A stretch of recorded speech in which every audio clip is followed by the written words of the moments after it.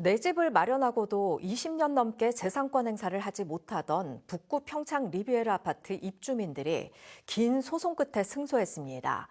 울산 MBC 돌직구 방송 이후 시공사인 평창토건 파산 관제인을 대상으로 한 채비지 소송에서 주민들이 승소한 건데 그동안 막혀있던 거래가 활발해질 것으로 보입니다. 이상욱 기자입니다. 지난 98년 구획 정리 첫 삽을 뜬 북구 진장 명촌지구.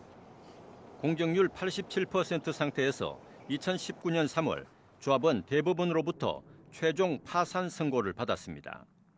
조합 파산은 전국 첫 사례였지만 당시 조합장은 되레 큰 소리를 치며 사무실을 떠나지 않았습니다. 이게 대한민국의 조합 파산은 처음입니다. 우리가 이게 원래 파산시켜서 되는 게 아닙니다. 여기 법원에서.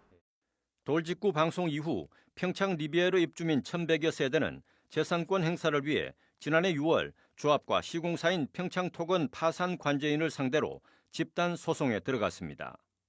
이달 초에 열린 1심에서 주민들이 승소했고 이후 피고 측에서 항소하지 않아 1심 판결이 최종 확정됐습니다. 울산지법은 판결문에서 구획 정리 사업이 종료되지 않았더라도 지구 내 아파트 입주민들은 채비지에 대한 사용 수익 처분권이 있다면서 환지 처분 공고일 다음 날부터 효력이 발생한다고 판시했습니다. 구획정리조합은 우리 채비지 관련해서는 전혀 법적 권리가 없다는 게 입증이 됐고, 그다음에 그 채비지에 등재 안 되더라도 바로 그러니까 환지 처분 공고 그 다음 날 바로 그러니까 재산권 행사를 할 수 있다는 게 판결이기 때문에 이 아파트 입주민들이 완전한 재산권을 행사하게 된 건 지난 2002년 입주 이후 무려 22년 만입니다. 그동안 입주민들이 입은 피해는 이루 말할 수 없습니다. 아파트 소유권 이전 등기를 하는 데만 10년이 걸렸고 이후에도 거래를 하려면 금융기관에 예치금 2,300만 원을 맡겨야 하는 불이익을 감수했습니다.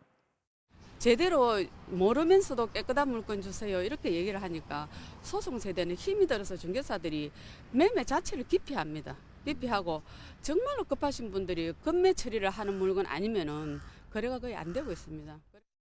북구청은 채비지 논란이 일단락된 만큼 그동안 평창 리비에르 아파트 매수자 보호를 위해 시행했던 공동 예치금 제도를 파기하는 방안을 검토하고 있습니다. MBC 뉴스 이상욱입니다.